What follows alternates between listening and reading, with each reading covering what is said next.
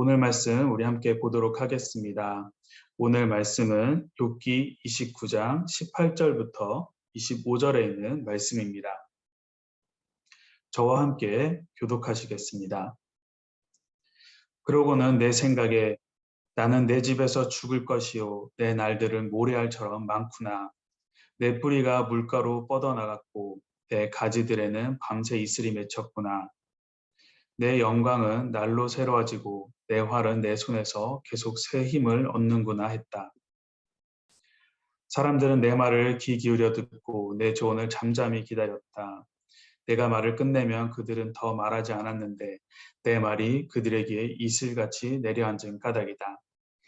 그들이 나를 기다림이 마치 비를 기다리는 것 같았으며 또한 봄비를 기다리듯이 입을 벌리고 있었다.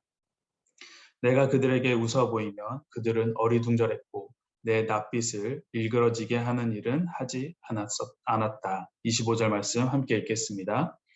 내가 윗자리에 앉아서 그들의 길을 지시해 주었고 군대를 거느린 왕처럼 슬퍼 우는 사람을 위로해 주었다. 아멘.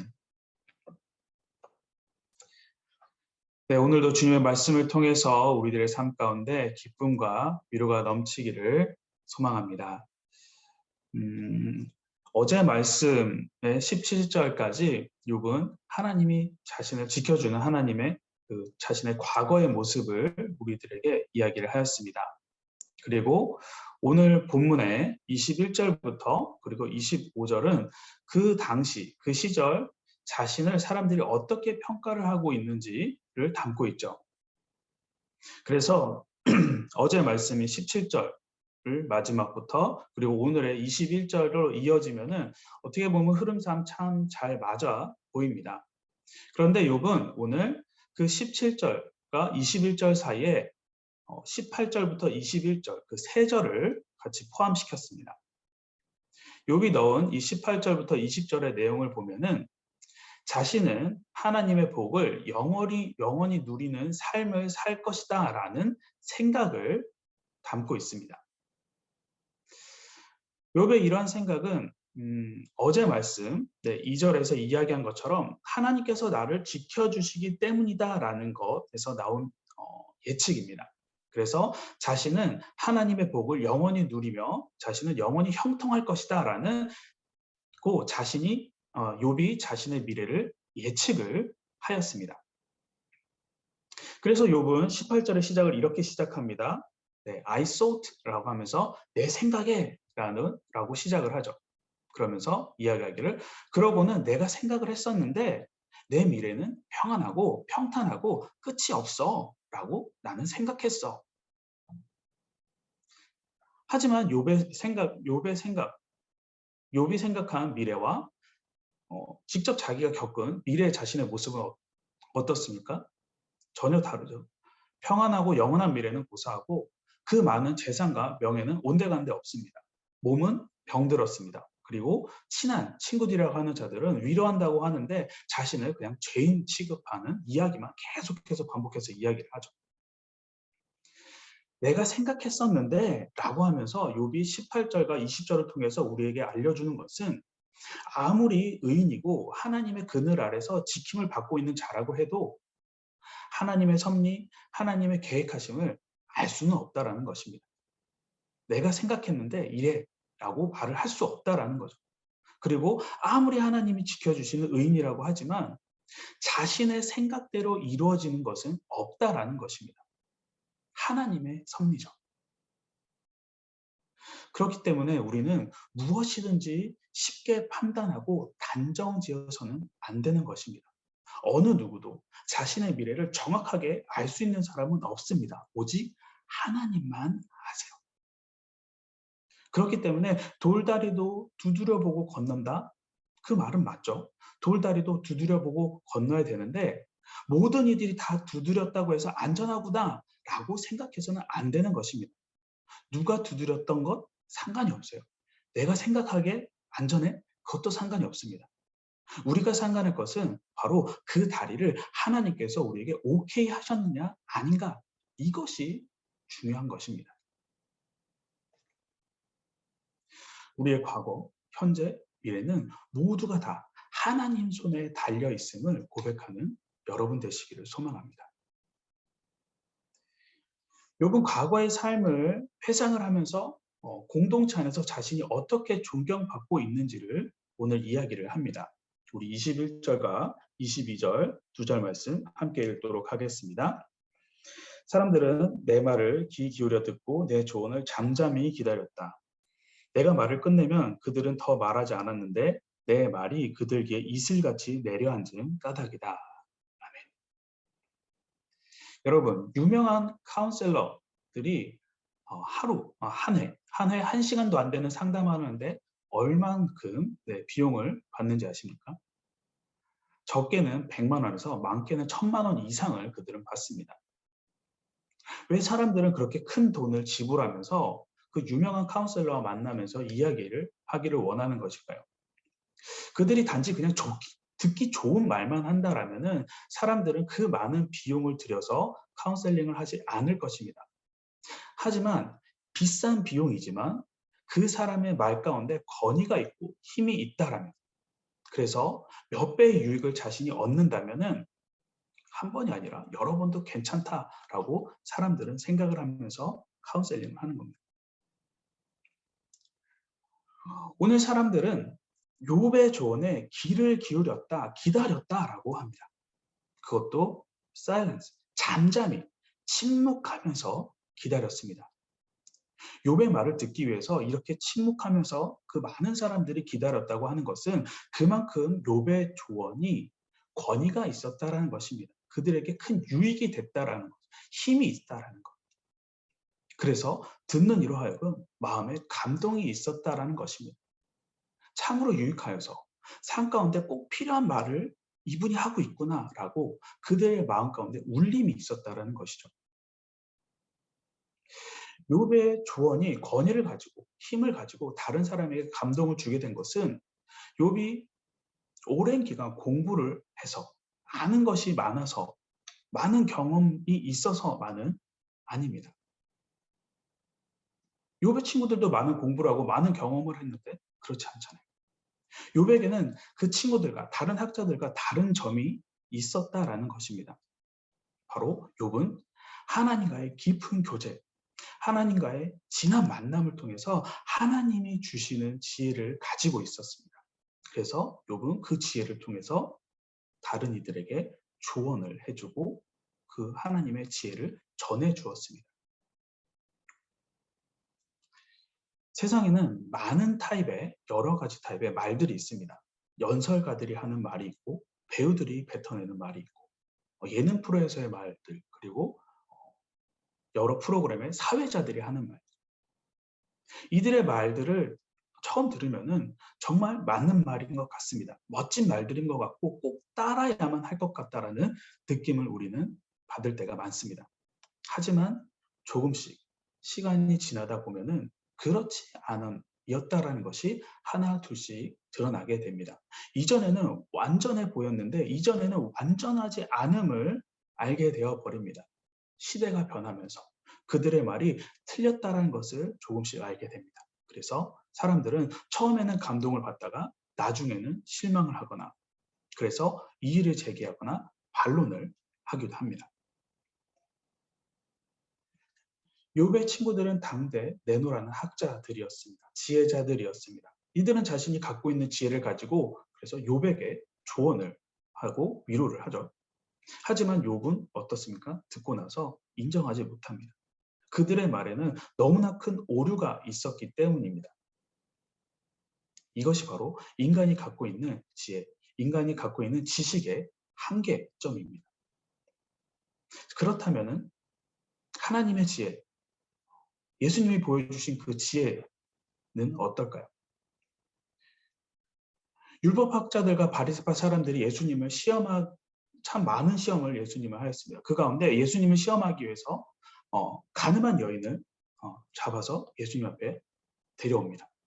그리고는 율법에는 이 여인을 돌로 쳐 죽이라고 하는데 선생님은 뭐라고 하시겠습니까? 라고 예수님을 시험을 합니다. 그때 예수님께서 바닥에 무언가를 쓰시기 시작을 하죠. 그러면서 계속 그들이 예수님께 똑같은 질문을 하자 예수님께서 말씀하십니다. 너희 가운데 죄 없는 사람이 먼저 이 여인에게 돌을 던져라. 이 말씀을 듣자 어떻습니까? 거기 있는 모든 사람들이 슬그머니 다 떠나가는 것을 우리는 말씀을 통해서 보게 됩니다.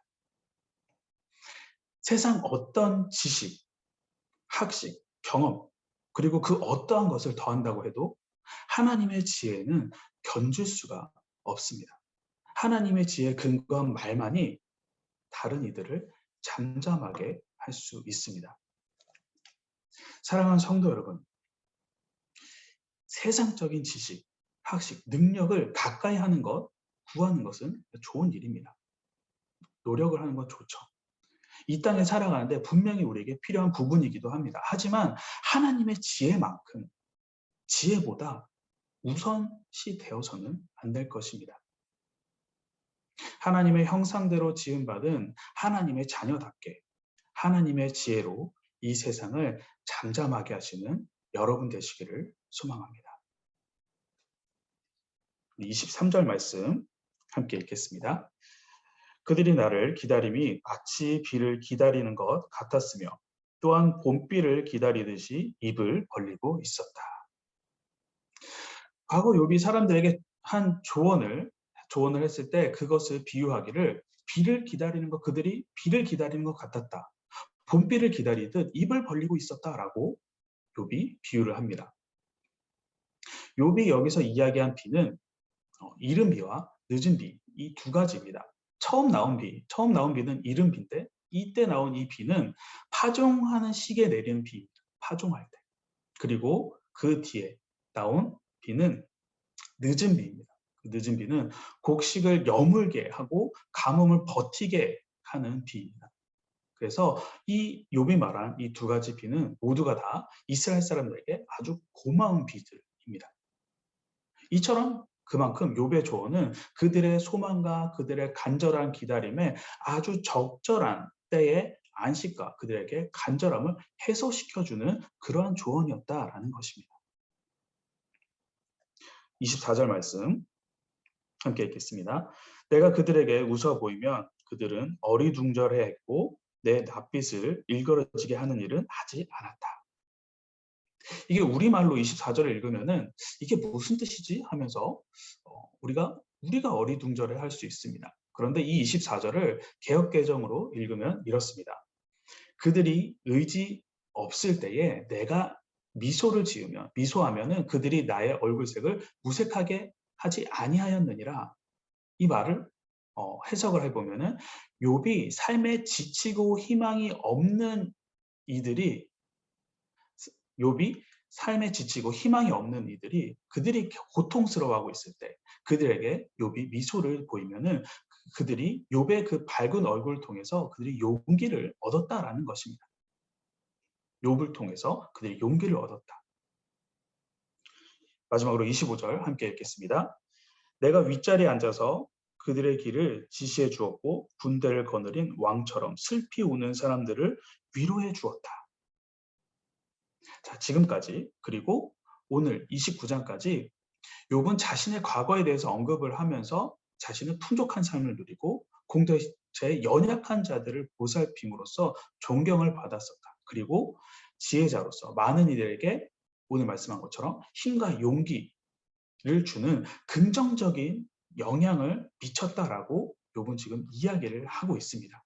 그러면서 마지막으로 25절에서 자신을 표현하기를 그들에게 길을 지시해주고 군대를 거느린 왕처럼 이라고 이야기하면서 자신은 그들을 위로해 주었다라고 욥이 마지막으로 자신을 표현을 합니다.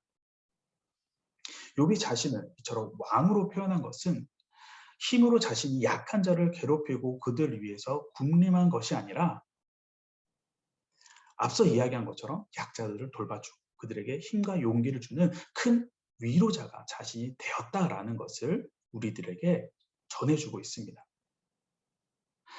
우리는 이처럼 하나님의 자녀로 택함을 받고 부름을 받은 우리는 이 욥의 모습처럼 이 땅에서 힘들고 어려운 일에 처한 사람들의 우리는 위로자가 되어야 할 것입니다. 그런데 우리가 위로자가 되어야 될 때 그 위로자 중에 껍데기 위로자가 있다라는 것입니다. 욥의 친구들처럼 껍데기 같은 껍데기면 위로자가 되어서는 안 됩니다. 욥의 친구들은 어떻습니까? 욥에게 위로의 말을 한다고 하면서 위로보다는 실망을 주었고 용기보다는 절망을 주었습니다. 치유보다는 아픔을 욥에게 주었습니다. 그래서 욥은 그들에게 제발 잠잠히 있어 달라고 이야기를 한 것이죠. 욥의 친구들처럼 껍데기만 위로자인 자들이 있는 반면에 예수님은 어떻습니까? 우리의 진정한 위로자의 모습으로 이 땅 가운데 오셨습니다.